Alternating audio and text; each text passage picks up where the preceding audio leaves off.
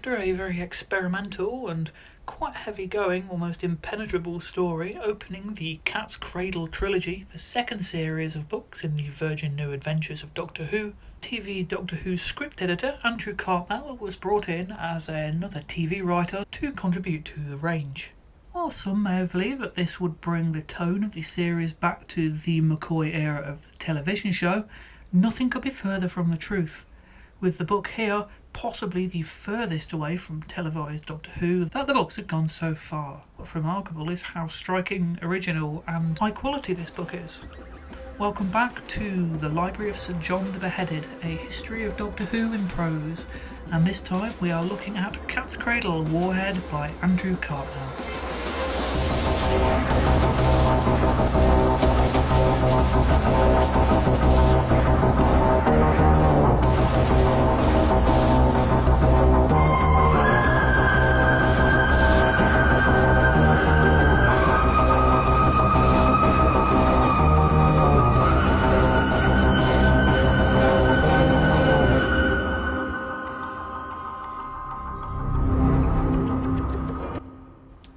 Cartmel had been brought into Doctor Who in 1987, ostensibly to replace script editor Eric Saward, who had left acrimoniously the previous year, although ultimately with the broad goal of rejuvenating the show from its frankly poor condition at the end of Colin Baker's tenure.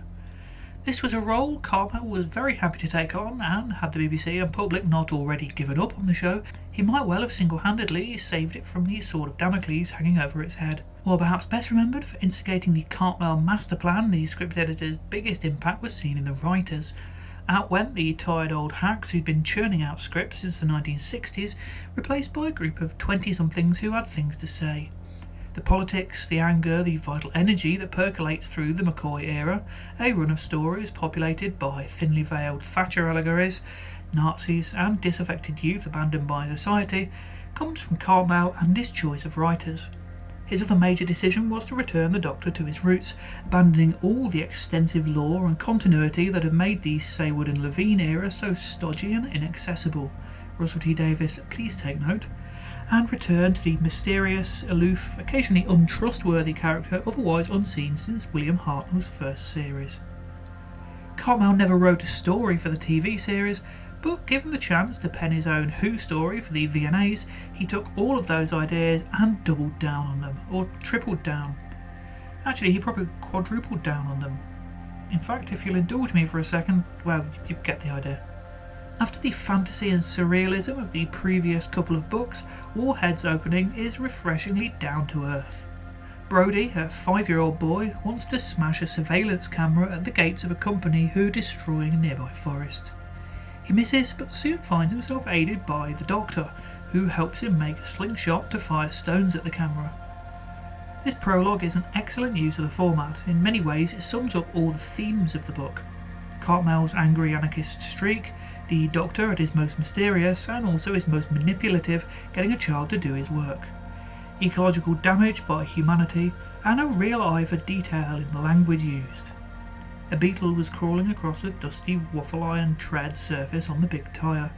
Brody brushed the beetle off and it flew away, its smooth, glossy body dividing into wings. The Doctor's manipulative side is at its most extreme in Warhead. When, at the end of the prologue, he tells Brody it's all a matter of assembling the correct weapon, he isn't talking about the slingshot he's made. He's talking about 2 human lives which will become a key to the story much later. The company who the pair are attacking is the Butler Institute, a corrupt corporation who are the villains of the piece. Apparently, a line referencing the Butler Institute was written but cut from the 2005 episode The Long Game. The headquarters, the King Building, appears in the New York skyline in 2008 episode The Poison Sky. Everything about Cartmel's time as a script editor is here in spades. It's exceptionally angry at ecological disaster, hubris, capitalism, bigotry. The TARDIS is utterly absent, not even seen from the outside. As mentioned, the Doctor is at his most manipulative, using everybody for his own ends. The world the book is set in is dystopian as hell, only this isn't some far distant future or alien planet, it's early 21st century Earth. With ecological collapse just around the corner, murderous gangs on every street corner and corruption on every level. It's one of the few portrayals of the first quarter of this century that's actually worse than the reality. Jack Blood, a mass-murdering scarecrow with a rotting pumpkin for a head, is the most popular kids' TV character of the age. O'Hara, the head of the Butler Institute, considers people from the developing world little more than livestock for body parts for real Americans.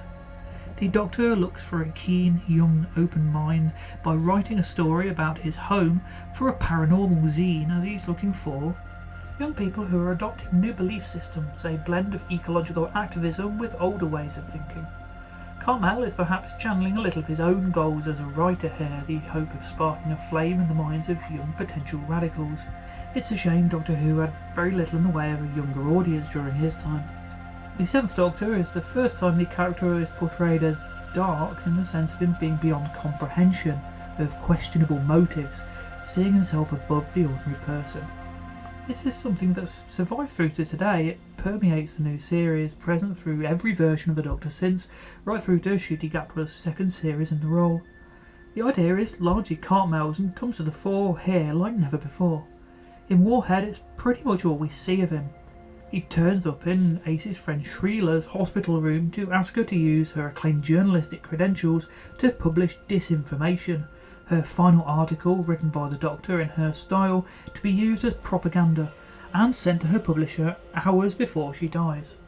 He's not proud of the fact that he can't do anything to help her, but he's not afraid to use her in her final moments. We've got many pages of introduction to Maria Chavez, a woman whose resilience has seen her through a painful life, escaping from fascism and barely surviving. She's a hugely sympathetic character. The Doctor, however, notes that, despite it being her only lifeline in the sub-zero hell that is New York at this time, and her way of saving to allow her son to move out of the US, she didn't throw away her job out of principle of knowing her employer was corrupt, and so he refuses to help her personally, instead leaving her to die of cancer alone and miserable. For all its atypicality, Warhead isn't entirely free of references and continuity. The first effects we see of the air pollution clogging the world comes through the aforementioned visit to terminally ill Shriela, Ace's friend from Survival. Fellow Perivale resident Midge is also dead, and Midge's sister has also died of immune system failure due to pollution. How have I mentioned that this is an unrelentingly bleak book? I haven't even mentioned immigrants being arrested and having their healthy lungs harvested to transplant into the infirm rich. There's always a certain joy in reading predictions of the future, especially in terms of technology, and here we have Shriela, in what is actually the age of smartphones, thinking about how she can plug her laptop into a socket beside her bed now and use it to send text files off via the hospital network. Meanwhile, Matthew O'Hara's Bang & Olufsen TV, with its algorithms picking the news he'll be most interested in hearing, feels strangely prescient. Kids have abandoned most technology, which has echoes in the rumblings of a shift away from smartphones and social media coming from the younger generations of today, although it's obviously much more exaggerated than what we actually have. The library is burned, its destroyers leaving behind an explanation in the form of graffiti. What's the point? We can't read anyway. But Bobby Prescott points out it's been written with correct grammar and punctuation. They could read, they knew the importance of language, but burned the library anyway, which is remarkably apt for the current era of knowingly self-destructive alt-right grifters. Police use smart guns. Nicky Wire would not be impressed. On the other hand, not only is HIV still a major problem here, but we're on to HIV-7. On the dafter end of things, computer software, such as the AI-based search app The Ferret, runs around much like any other hacking gear in the 90s, with cartoon visuals crudely representing the internal processes. In this case, ferrets literally heading through doorways and searching through the computer's files. The Ferret Killer antivirus software pins it down and disembowels it, causing it to scream. It's all very silly. And then there's the continued use of floppy disks, and CDs still being the most popular way of listening to music. Because you can't get everything right. Cartmel's prose is strong, continually filling in between dialogue and exposition with little details, touches of intriguing backstory and character histories that elevate the book above a basic grimdark thriller.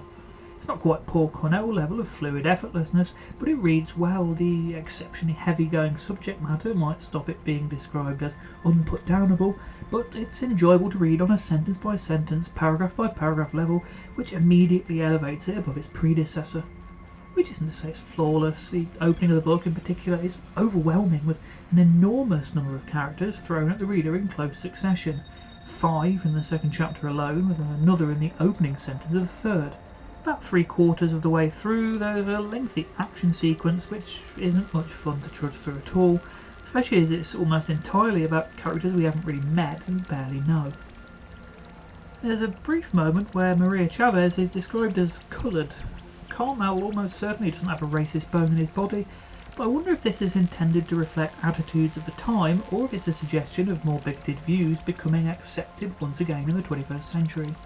If it's the latter, then that's depressingly accurate once again. What makes Warhead an often difficult and complex read is that it's structured so differently to a Doctor Who story.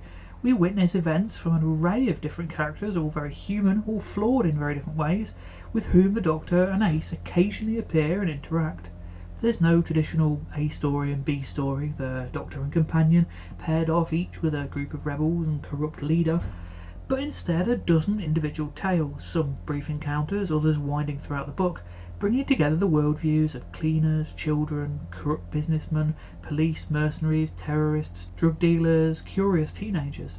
So, while the story isn't all that difficult to sum up in hindsight, the Doctor uses a psychic to take down a transhumanist corporation. While it's being experienced, it can be tricky to work out how everything fits together, what's important to the bigger picture. We might spend an entire chapter getting to know a character, only to have their brief interaction with the Doctor be the only aspect that contributes to the actual plot, which makes for a richer reading experience, but a confusing one when it's happening all the time. If Parkin's 7th Doctor redefined a character from one who planned ahead to one spinning plates of 100 schemes at any given time, then Cartmel's goes further by turning him into a being of mysterious power. This is a man who turns up unseen, uses the minimum of language to get everyone to do what he wants, and then leaves without being noticed. Of course, we've seen the character be persuasive and take charge of a room before. It's one of the defining characteristics of the Doctor, but it's never been so eerie and, well, unsettling before. Being several steps ahead of the game, he's also spying on the Butler Institute via installed cameras. These he watches from an old Bakelite TV and converted stables in the grounds of his house. Oh yeah, the Doctor's house. This is the first we see of it, a spacious, old-fashioned property in a rural location, somewhere in the southeast of England. It's thrown in as if we're expected to know about it, or at least expected not to be surprised, although it's not hard to piece together a backstory. It probably hasn't been given to him during his time with the unit. He had plenty of off-screen adventures and hijinks as the third Doctor. It's not too unreasonable to consider he might have had a house too. Maybe it's just round the corner from Unit HQ. Actually, no, he'd asked for it to be far away, as they'd let him have it, wouldn't they? It's on Allen Road, although someone has graffitied it to read Alien Road. The house would reappear from time to time throughout the wilderness years. And what of Ace? At the end of Time's Crucible, the Doctor sends her off to somewhere with Persian carpets. Her first appearance in Warhead is Chapter 7, and it opens up with those self-same carpets, which is some nice continuity. Up until now, the Ace of the New Adventures has been broadly the same as she was in Season 26, continuing to grow, losing a little of her whininess and becoming more independent, but still young and fiercely loyal to the Professor. Warhead is the point where she's forced to really grow up. Quite literally, in fact, she's 22 here, while still being a teenager in the books surrounding it, weirdly. Cartmel has decided to focus on the more anarchic, explosive-loving side of Dorothy McShane's character, and has sent her to Turkey to deal with a group of Kurdish mercenaries. Having the Doctor send his companion to the Middle East to deal with Islamic arms dealers and cyber terrorists was probably a pretty bold move in 1992, albeit easier to get away with given the relative obscurity of the books. In 2025 it's pretty much unthinkable. At one point she gets a man to jump off a ship into the sea by holding him at gunpoint. When he eventually finds her again, she kills him with a laser beam burning through his eye and into his brain. We're suddenly a long way away from the girl calling people toe rag. She's helped in her Turkish adventure by someone going by the name Miss David, an old friend of the Doctor's who used to have a different name. Nothing more is revealed, although the implication is that she's a former companion. There aren't many on Earth at this point. Who could that be? Liz Shaw? Of course, this is the New Adventures, so we have to get in a little bit of perving over Ace. panting in the mirror now in the bikini with her gleaming skin. She looked like a Filipino girl wrestler between rounds or something out of an unsavoury women's prison movie. And talking of V&A adult themes, the swearometer registers a bitch and a shit this time. Meanwhile, despite Cartmel's attraction to Sophie Aldred and her appearing naked, Ace does get away with slightly less leching than in some of the previous books.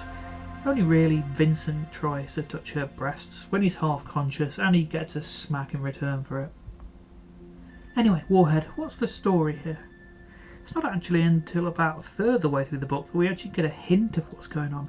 Yeah, the Doctor's travelling around investigating a seemingly corrupt company called the Butler Institute, but there's no real examples of what they're doing. No first episode or pre-credit sequence in which a human dies in an unexpected or gruesome manner. Instead, it's a fairly casual conversation between the Butler Institute's head honcho, O'Hara, and his employee, Stephanie, that he mentions his plans.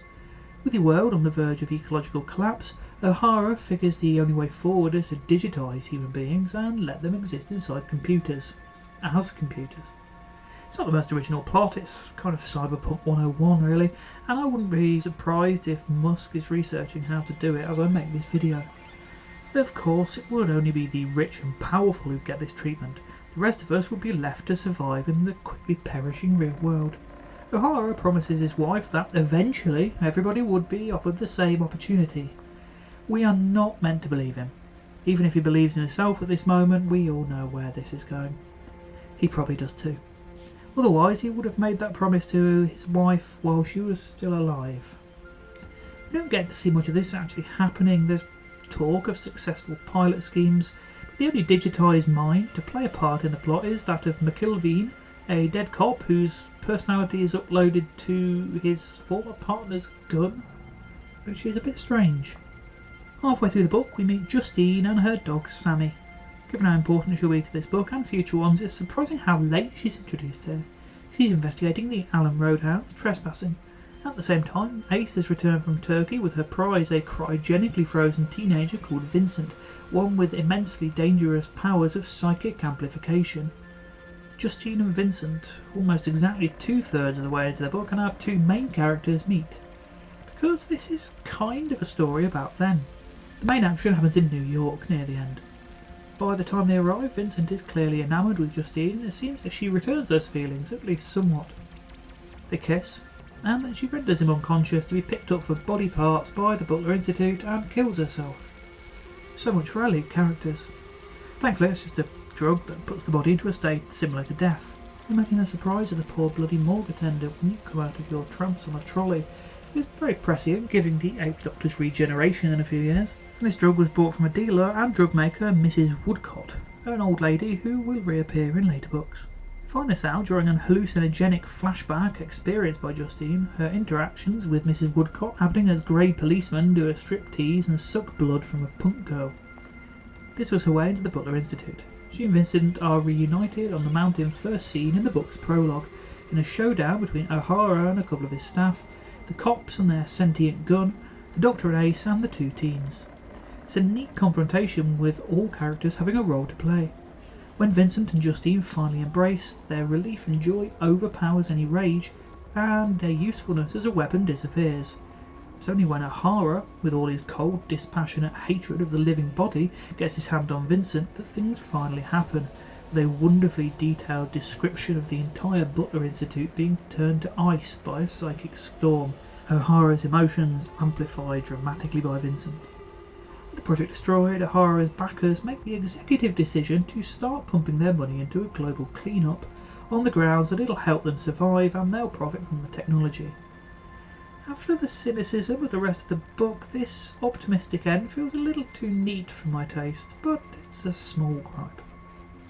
Brody, the kid with the slingshot from the prologue, reappears at the very end, noting that the weapon is damaged and won't work. The final lines are slightly chilling, but the Doctor wasn't looking at the little boy or at the broken weapon in his hand. He was staring after Vincent and Justine as they walked away through the slanting sunlight, disappearing amongst the trees. "Probably broken for good," said Brody. "Yes, but it served its purpose," said the Doctor, "so that's all right." Something you'll notice about all this is that other than the brief appearance of Shrieler and Midge at the start, there's a real lack of continuity, past Doctors, Time Lord lore and so on. Cartmel lived up to his 1987 stipulation of cutting unnecessary back references to the extent that Warhead is the first new adventure not to feature any real continuity at all. It's the first one to exist as a completely standalone tale, a story with no real ties to the past, one not aimed at those with an encyclopedic knowledge of the ins and outs of the show's history. One of the few ideas of Cartmel's, and the only one I disagree with, is his assertion that the scenes in the TARDIS are boring. That's why there are barely any in the McCoy era. So it's perhaps unsurprising that not only does the TARDIS not feature in Warhead at all, the word TARDIS only appears once. Given that the previous book was effectively set almost entirely on the ship, I suppose that balances out. I suppose you're wondering about Cat's Cradle. How does this fit into the three-part arc of stories that makes up the second series of the Virgin New Adventures? How does it tie in with the surreal Time Lord origin story of Time's Crucible, the story that gave rise to the Cat's Cradle name? In short, it doesn't. The silver cat from the previous book appears, occasionally seemingly accompanying the Doctor. That's your lot. If you thought there were links between the Time Worm books were tenuous, this takes it to a whole new level. While there had been some communication between Cornell and Dix to tie their books together in the earlier series, no such effort was made here. To further impose a linked story between the books was a real imposition on the writers.